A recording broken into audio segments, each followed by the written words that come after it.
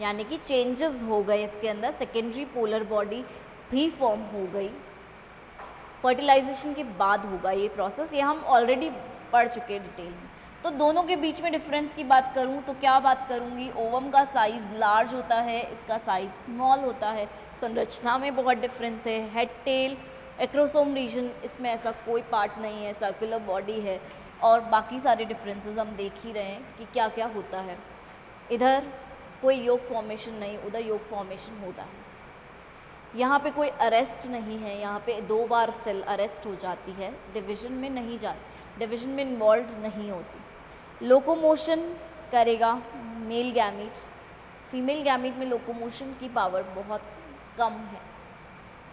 अलग अलग जगह पे प्रोसेसेस होंगे, ये टेस्टीज में होगा प्रोसेस, तो ये प्रोसेस ओवरी में देखने को मिलेगा। नेक्स्ट अगर मैं बात कर रही हूँ यहाँ पर, तो यहाँ पर 3 पोलर बॉडीज़ का यूज़ नहीं रहेगा। यहाँ पे every sperm is utilised for fertilisation, हर एक स्पर्मेटोजोआ का यूटिलाइजेशन है फर्टिलाइजेशन के लिए, निषेचन के लिए। एक और बात देखेंगे तो यहाँ पर कॉर्टिकल ग्रेन्यूल्स बनते हैं, यहाँ पर कोई कॉर्टिकल ग्रेन्यूल्स जैसी चीज़ नहीं दिखेगी। यहाँ पे बात करूँगी तो एक्रोसोम रिएक्शंस होते हैं, एक्रोसोम भाग है, एंजाइम्स भी सिक्रीट करेगा, एंजाइम्स भी स्रावित करेगा। तो यहाँ एक्रोसोम क्रियाएं देखने को मिलेगी, भेदन देखने को मिलेगा, पेनिट्रेशन देखने को मिलेगा। बट यहाँ एक्रोसोम है ही नहीं, तो ऐसी कोई रिएक्शंस देखने को नहीं मिलेगी।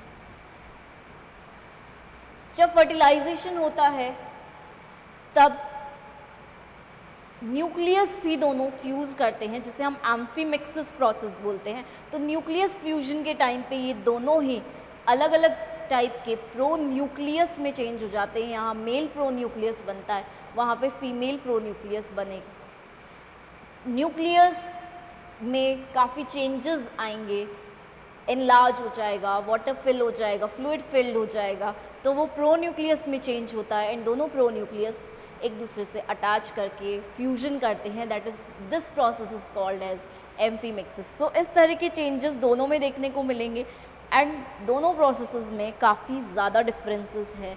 वन मेन डिफरेंस ये भी देखने को मिलेगा कि यहाँ डिफरेंशिएशन एट लास्ट होता है, यहाँ डिफरेंशिएशन विभेदन साथ साथ चल रहा है। जैसा हो रहा है, जैसे जैसे ग्रोथ हो रहा है वैसे वैसे चल रहा है। यहाँ पे एंड पार्ट में जाकर डिफरेंशिएशन होगा, विभेदन होगा, और एंड पार्ट में जाके काफ़ी चेंजेस आ जाएंगे। वहाँ मटेरियल्स में चेंजेस दिखेंगे, यहाँ तो स्ट्रक्चर में ही चेंजेस देखने को मिलने लग जाएंगे। सो इस टाइप से स्पर्मेटोजेनेसिस एंड oogenesis में हम डिफरेंशिएट कर सकते हैं बहुत easily, very easily. Now next topic जो हमारा लास्ट बचता है इसके अंदर, वो आता है एग मेम्ब्रेन्स। क्योंकि मैं बात करती हूँ अंड झिल्लियों की, क्योंकि एग्स बन रहे हैं तो एग्स के बाहर की तरफ एग मेम्ब्रेन्स भी फॉर्म होती हैं, और अलग अलग ऑर्गेनिजम्स में अलग अलग टाइप की मेम्ब्रेन्स होंगी। बेसिकली बात करूँ तो बेसिकली 3 टाइप की एग मेम्ब्रेन्स बनती हैं, प्राथमिक, द्वितीयक, तृतीयक, प्राइमरी, सेकेंडरी एंड टर्शरी। सबसे पहले बात करेंगे हम प्राइमरी एग मेम्ब्रेन की। प्राइमरी एग मेम्ब्रेन को देखते हैं, इसका निर्माण पुटिकाओं के द्वारा होता है। एग के चारों तरफ सबसे पहले जो बाहर बनेगी वो होगी प्राइमरी, नाम ही है प्राइमरी, पहले बनेगी, एग के जस्ट बाहर की तरफ बनेगी एंड पुटिकाओं के द्वारा बनेगी, फॉलिकल्स के द्वारा बनेगी। सेम बात करेंगे प्राइमरी के बाहर जो मेम्ब्रेन बनेगी वो होगी सेकेंडरी, एंड सेकेंडरी मेम्ब्रेन भी किसके द्वारा बनेगी, फॉलिकल्स के द्वारा ही बनेगी, पुटिकाओं के द्वारा ही निर्मित होगी। बात कर रहे हैं सबसे पहली प्राइमरी मेम्ब्रेन होती है विटिलाइन मेम्ब्रेन, विटिलाइन झिल्ली। दूसरी होती है जोना रेडिएटा। जोना रेडिएटा कई बार हम देखते हैं माइक्रोपाइल्स भी पाए जा सकते हैं इसके अंदर, जो सूक्ष्म छिद्र होते हैं वो भी यहाँ देखने को मिल सकते हैं। मोस्टली अगर बात करें तो माइक्रोपाइल्स कहाँ देखने को मिलेंगे, कीटों में देखने को मिलेंगे, इंसेक्ट्स में देखने को मिलेंगे। कुछ ऑर्गेनिजम्स में ज़ोना पेल्यूसिटा भी प्राइमरी मेम्ब्रेन की तरह कार्य करती है।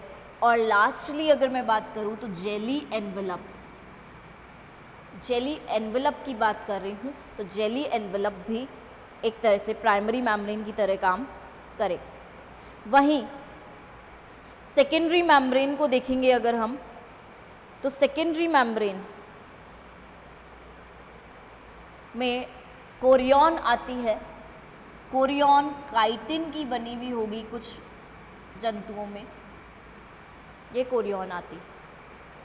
अब बात करूंगी टर्शियरी मेम्ब्रेन की, तो टर्शियरी मेम्ब्रेन का फॉर्मेशन पुटिकाओं के द्वारा नहीं होता है, इसका फॉर्मेशन होता है ओविडक्ट के द्वारा, अंडवाहिनी के द्वारा। अंडवाहिनी के विभिन्न विभिन्न भाग हो सकते हैं, मैग्नम भाग, इस्थमस भाग, तो अलग अलग भागों द्वारा इसका निर्माण हो सकता है।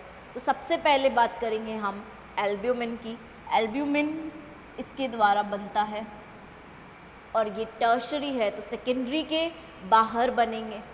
एल्ब्यूमिन के साथ साथ, एल्ब्यूमिन तो पोषक पदार्थ की तरह काम करेगा, इसके साथ साथ जेली एनवेलप यानी कि जेलीनुमा आवरण भी बनता है, वो भी टर्शरी में आएगा।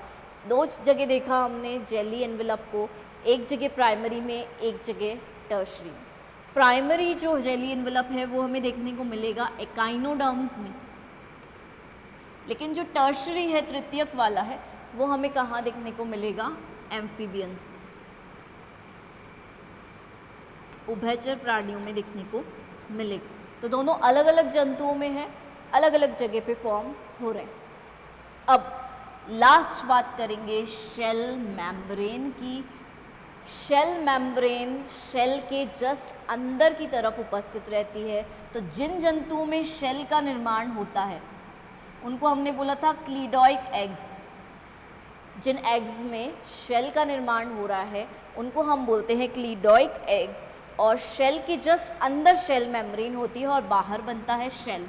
तो शेल मेम्ब्रेन और शेल का निर्माण भी तृतीयक में आता है, सबसे बाहर होता है। शेल आप सबको पता है कैल्शियम कार्बोनेट से बनता है, छोटे छोटे पोर्स पाए जाते हैं ताकि ऑक्सीजन एंड CO2 का एक्सचेंज हो सके।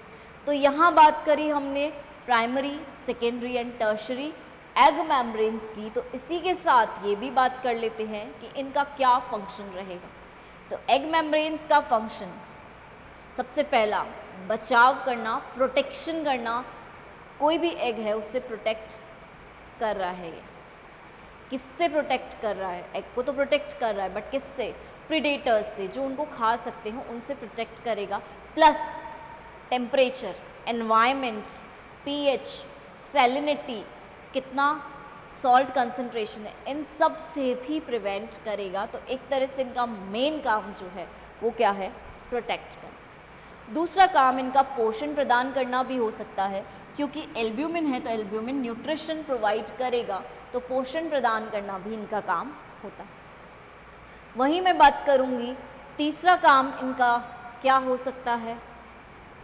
पॉलीस्पर्मी को रोकना, बहुशुक्राणुता को रोकना, क्योंकि ये एनवेलप्स हैं, मेम्ब्रेन्स हैं, तो ये इसे रोकेंगे। क्यों? क्योंकि डायरेक्ट एग तक जाने नहीं देंगे, एंटर नहीं करने देंगे शुक्राणु को, स्पर्म को, तो पॉलीस्पर्मी से इन्हें रोकेंगे। नेक्स्ट बात करूंगी शेल है, शेल मेम्ब्रेन है, तो इनका काम ये भी होता है कि ये रेस्पिरेशन में हेल्प करे, श्वसन में हेल्प करे और CO2 और O2 को एक्सचेंज करवाए।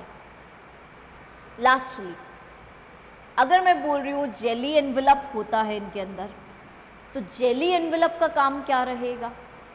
जेली एनवेलप बाहर जहाँ पे एक्सटर्नल फर्टिलाइजेशन होता है, बाहर की तरफ निषेचन होता है, वहाँ पर एग्स को प्रोटेक्ट करके रखेगा जेलीनुमा आवरण में। प्रोटेक्ट करने के साथ साथ ये वाटर की सरफेस पे फ्लोट भी करवाएगा उनको। वाटर की सरफेस पे इफ फ्लोटिंग होगी तो क्या होगा? प्रोटेक्टेड रहेंगे, ऊपर रहेंगे, नीचे डूबेंगे नहीं। सो वाटर की सरफेस पे फ्लोट करवाते हैं ये जेली एनवेलप्स। तो बात की हमने प्रोटेक्शन की, protection from environment, nutrition, floating में हेल्प कर रहे हैं, पॉलीस्पर्मी को रोक रहे हैं, रेस्पिरेशन करवा रहे हैं, और इसके साथ साथ मेन इम्पॉर्टेंट थिंग कि ये सारे एग मेम्ब्रेन्स ओवा को प्रोटेक्ट करके रखते हैं। सो ये सारी इसके मेन फंक्शंस हम देख सकते हैं। डिफरेंस सिर्फ हमें यहाँ मिलेगा कि जेली एनवेलप जो है वो एक में एकाइनोडर्म्स में है, प्राइमरी में, और जेली एनवेलप एक में एम्फीबियंस में है, जो कि टर्शरी है। सीधी सी बात। अब एक दो और मोस्ट इम्पॉर्टेंट जो फंक्शंस इसके अंदर देखने को मिलेंगे वो मिलेंगे कि जब हम बात करते हैं ज़ोना पेल्यूसिडा की, तो ज़ोना पेल्यूसिडा का एक मेन काम ये भी होता है कि ये क्लीवेज करवाता है। ठीक है, क्लीवेज में हेल्प करेगा, विदलन करवाएगा। और क्योंकि विदलन तो हो रहा है, विदलन के साथ साथ एक मोस्ट इम्पॉर्टेंट चीज़ और है कि ये सारी एग मेम्ब्रेन्स एक और चीज़ को नहीं होने देती, जिसे आप बोलते हो स्वनिषेचन या सेल्फ फर्टिलाइजेशन।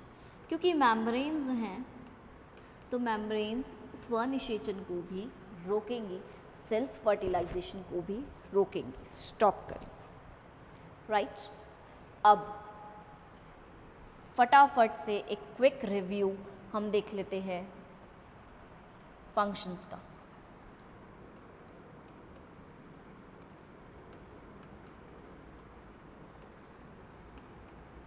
प्रोटेक्शन कहीं से भी हो सकती है, किसी भी बड़े जंतु से, प्रीडेटर से, एनवायरनमेंट से, वातावरण से प्रोटेक्शन करता है। सेल्फ फर्टिलाइजेशन यानी कि स्वनिषेचन से रोकता है, सेल्फ फर्टिलाइजेशन से रोकता है, ये करता है। इसके अलावा पॉलीस्पर्मी से भी, बहुशुक्राणुता से भी रोकता है। इसके अलावा रेस्पिरेशन में हेल्प करता है, श्वसन में हेल्प करता है। इसके अलावा एग को फ्लोट करवाता है सरफेस पे, जेली एनवेलप। इसके अलावा ज़ोना पेल्यूसिडा जो है वो क्लीवेज, विदलन में हेल्प करती है, क्लीवेज करवाती है। और क्लीवेज के लिए हमेशा कौन सा सेंट्रियोल जाता है? प्रॉक्सिमल, पास वाला सेंट्रियोल जो हमने पढ़ा था, ऑलरेडी पढ़ चुके हैं। प्रॉक्सिमल सेंट्रियोल एंटर करेगा अंदर न्यूक्लियस के साथ साथ, और ये विदलन को प्रेरित करेगा। सो इस तरह से ये सारे फंक्शंस रहेंगे हमारे एग मेम्ब्रेन्स के। So class, thank you for watching and you can take the screenshot of the following.